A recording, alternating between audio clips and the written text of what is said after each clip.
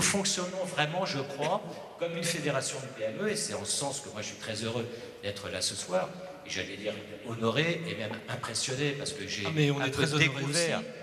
découvert le réseau Entreprendre, et franchement, je trouve qu'il y a dans ce réseau d'abord une énergie, une créativité et une générosité qui sont absolument magnifiques.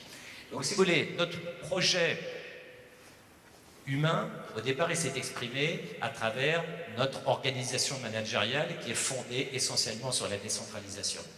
Juste pour vous donner un ordre de grandeur, Vinci Construction, qui pèse à peu près 15 milliards d'euros de chiffre d'affaires, qui est la plus grosse de nos divisions, la holding de tête de Vinci Construction, c'est 12 personnes. Pourquoi? Parce qu'on sait bien que l'intelligence, il faut la placer au plus proche du terrain, c'est-à-dire à l'endroit où on connaît les problèmes réels, parce qu'à l'endroit où on est en contact avec le chantier, les clients et les problématiques de terrain. Ça ne sert à rien de mettre des apparatchiks ou des intellectuels dans les sièges, un peu évidemment, il ne faut pas trop leur taper dessus, mais il faut, à chaque fois qu'on a une nouvelle problématique, d'abord se poser la question de savoir comment on va la manager sur le terrain, parce que là, elle va être managée correctement, alors que la tentation dans un grand nombre de groupes, lorsqu'il y a des nouvelles problématiques, c'est de se doter des intelligentes, entre guillemets, qu'il faut au niveau du siège. Non, nous sommes profondément décentralisateurs. La deuxième grande idée, c'est que nous sommes absolument convaincus de l'efficacité de l'actionnariat salarié. C'est-à-dire qu'il y a dans ce pays un fossé entre le monde du travail et le monde du capital, et que l'un des moyens magiques de réconcilier les deux mondes, c'est l'actionnariat salarié. On s'y est mis il y a une douzaine d'années, et à l'heure qu'il est, le plus gros actionnaire du groupe, c'est nous. Nous possédons, quand je dis nous, c'est à peu près 90 000 salariés, c'est-à-dire l'essentiel des salariés français, simplement parce que les dispositifs fiscaux sont particulièrement favorables en France, il faut le dire.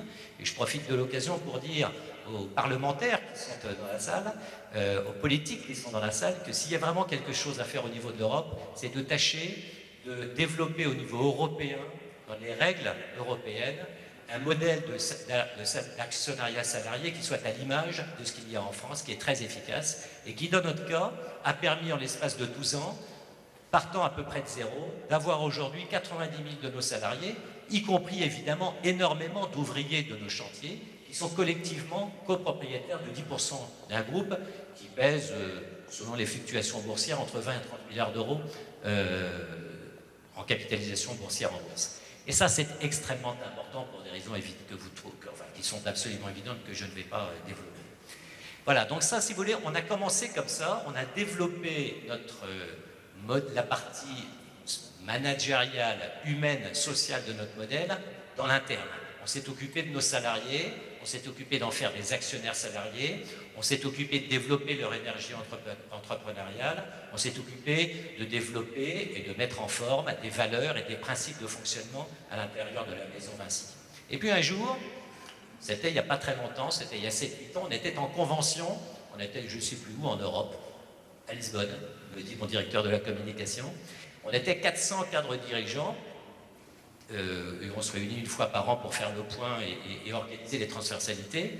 Et le thème, c'était un peu, au fond, la diversité, le handicap, la mixité, les seniors, les jeunes, etc. Et on a fait un petit sondage live dans la salle, on était comme ça, et on s'est aperçu qu'aucun des participants n'avait jamais embauché un handicapé. Horreur, l'horreur.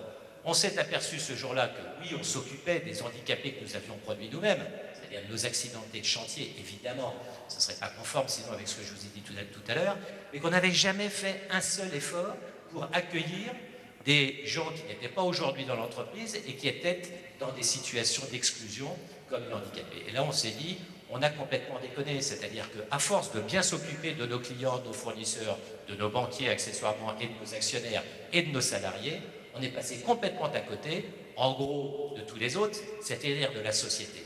Et là, c'est quoi? C'est la société qui a fait irruption à l'intérieur du groupe Vinci, et c'est à partir de ce moment-là qu'on a développé, qu'on a élaboré, puis on a communiqué sur notre projet qui est devenu sociétal, qui s'est manifesté par essentiellement deux choses. D'abord une charte que j'ai signée il y a maintenant 4 ans, et qui prend tout un tas d'engagements, non seulement sur le plan interne, mais également sur le plan externe, en matière de diversité, d'exclusion, de lutte contre les discriminations. Et cette charte, On a eu évidemment la volonté tout de suite d'éviter qu'elle ne soit perçue que comme un élément de communication. C'est tellement facile de dire qu'on est des mecs sympas et qu'on fait des choses formidables. Et donc on a dit publiquement, voilà nos engagements, et on vous promet que chaque année, on va se mettre sous le regard d'une agence de notation, pas une agence de notation financière, ça tout le monde connaît, une agence de notation responsabilité sociale.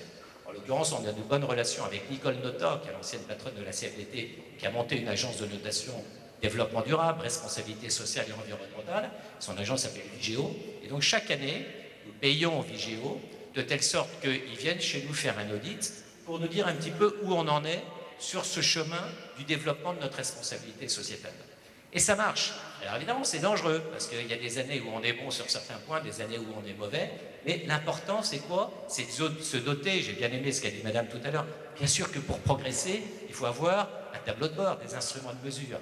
Et sur ces sujets qui sont éminemment psychologiques, évidemment, c'est très difficile de s'auto-mesurer sur le plan de la responsabilité sociétale, et donc on a décidé de se mettre chaque année sous le regard d'une agence de notation responsabilité sociale environnementale, en l'occurrence Vigéo. Voilà où nous en sommes. Alors je ne dis pas qu'on fait les choses magnifiquement bien, je dis qu'on a la volonté d'avancer sur ces sujets, et ça sera ma deuxième partie, mais vous allez m'interrompre, monsieur.